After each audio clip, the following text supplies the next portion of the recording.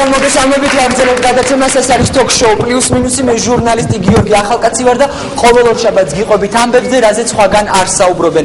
ახლა სტუდიაში ადამიანი შემოგვერდება, რომელმაც დამწყები პოეტი გახლავთ. ეს ადამიანი თინა თაყაძე იქნება ჩვენი გადაცემის სტუმარი, რომელმაც სექსუალურ უმცირესობებს საკუთარი ლექსი მიუძღვნა. მივესალმოთ თინას. როგორ ხარ თინა? მადლობა გადაცემაში მობრძანებისთვის. მოგესალმებით. თინა, რატო გაგიჩნდა სურვილი, რომ უმცირესობებისთვის მიგეძღვნა ლექსი?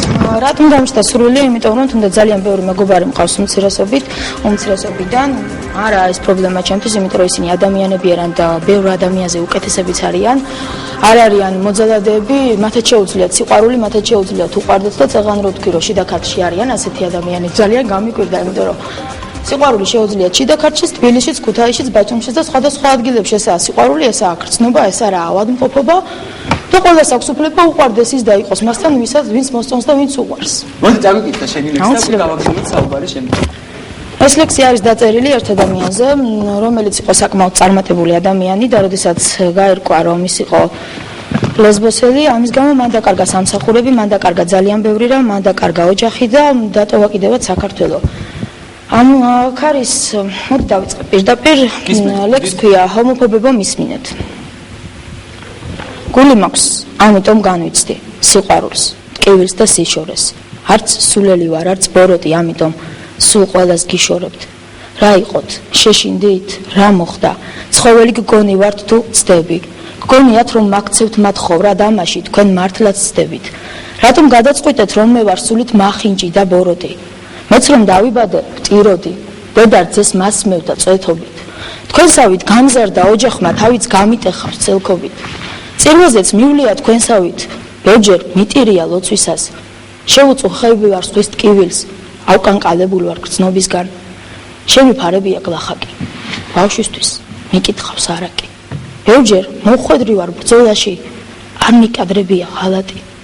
მეც დაუგლეჯი ვარ ცხოველს, მწერს, და არ დავბოღმილ ვარ ამაზე, მეც მიყვარს მდინარე, თევზები, ძაღლი, ზაზუნა და მწერები, მეც მტკივა, როდესაც ქუჩაში მაწანწალა ძაღლებს ერევით. მოხუცებს, ქრივობლებს რომ ჩაგრავთ იმ დროს, გულით, სულით ვბერდები. როდესაც წამლისთვის, საჭმლისთვის, ბავშვი ხელს გაიშვერს ვშტერდები. შიერიც ყოფილ ვარ, შიშველიც. ფეხიც გამყინვია ზამთარში, დედას გამომცხვარი ნამცხვარიც დამიტარებია ბაზარში. ზეთშიც კი შემიწავს პურები ჩემი დების გამოსაკვებად, დამისველებია ცრემლებით ძველი საბანი და არ მithქვამს. ჭირში მეგობარსაც უდექი და ეს არ ყოფილა თამაში, არ გესმით თქვენ ჩემი გრძნობების, ამიტომ ატეხეთ განგაში. ხელის ჩამორთმევაც კი გზარავთ, არც კაცობა ყოფნით, რომ მითხრათ გაბედეთ, მითხარით ის, რასაც თვეების მანძილზე ამბობდით, მითხარით, რომ ისევ გიყვარვართ, იგივე თქვით, რასაც ამბობდით. ვიცი რომ ვერ მეტყვით, რადგან დღეს ჩემმა სიძულვილმა შეგმოსად მიპატიებია ყველასთვის ჰომოფობიური გამოსვლა. იგივე სისხლი მაქვს, რაც მქონდა. გულობს კი არ გალოდდა, ისევე მიტაცებს მოცარტი ჩემში არაფერი განოლდა. თქვენგან განსხვავებით მე მესმის. დღეს თქვენი ასეთი განწყობა, თქვენ რომ ისე გიყვარდეთ, ფიქრობთ რომ უფალი ჩაგხოცავთ. მერწმუნეთ, მეც ვიცი მცნებები. თქვენზე შექმნებით და ზეპირად. არც კეთროვანი ვარ, არც შლეგი, არც ანტიქრისტე, არც გორილა, მეც მაქვს ტვინი, სისხლი, ძარღვები, რომელთა გაყინვაც მოგინდათ. მიზანს ვერ მიაღწევთ, დამნებდით, სად გინდათ, მიჩვენოთ სწორი გზა, რატომ გგონიათ რომ უფალი მე თქვენზე უარეს მომისხავს.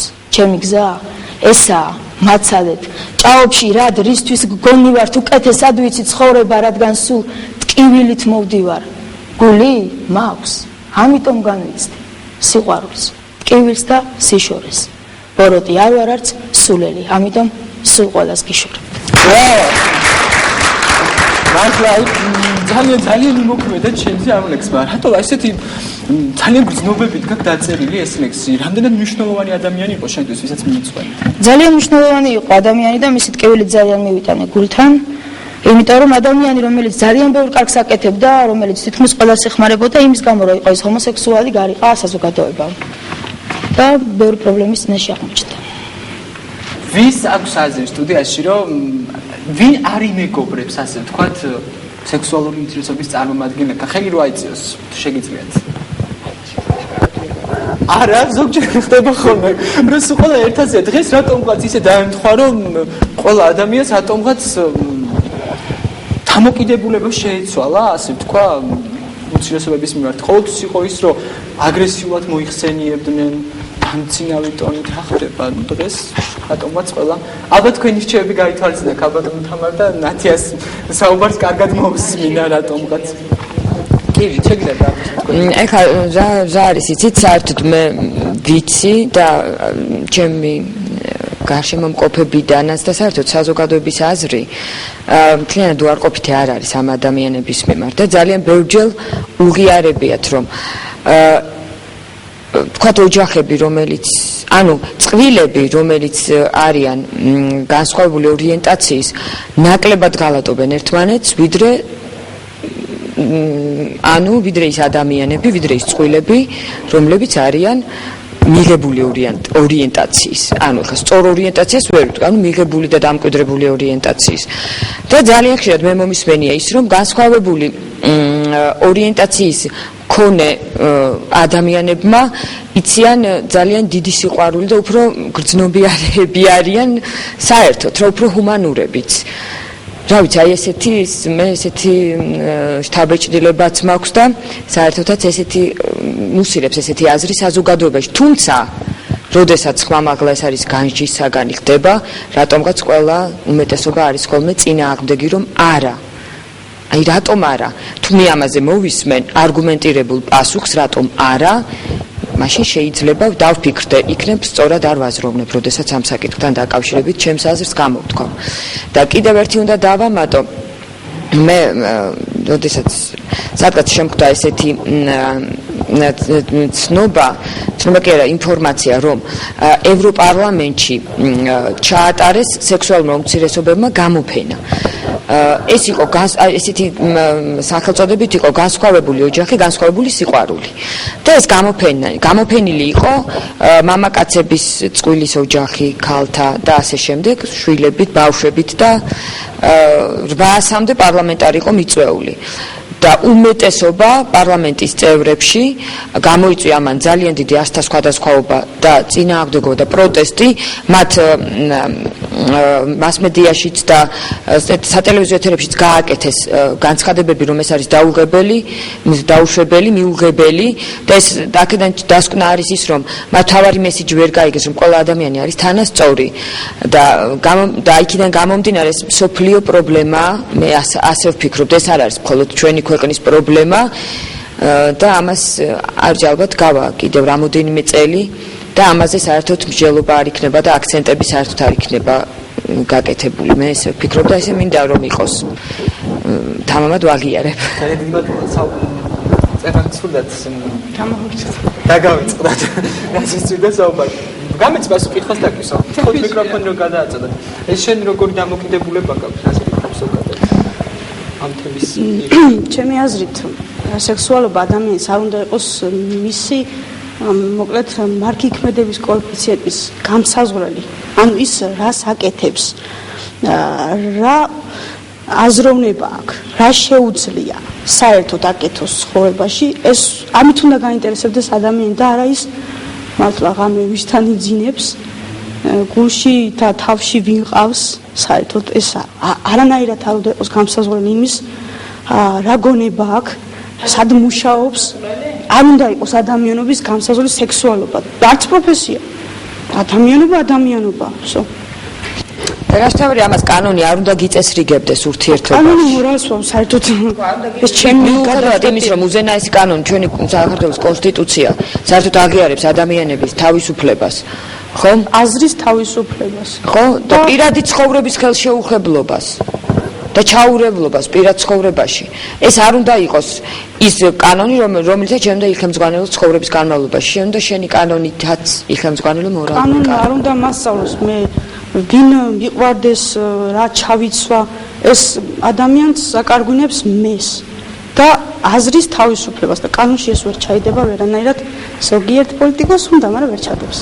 ძალიან დიდი მადლობა. ერთგვარი შეფასება რომ გავაკეთოთ, რაში ხედავთ გამოსავალს? ხო, დავიწყოთ თქვენ.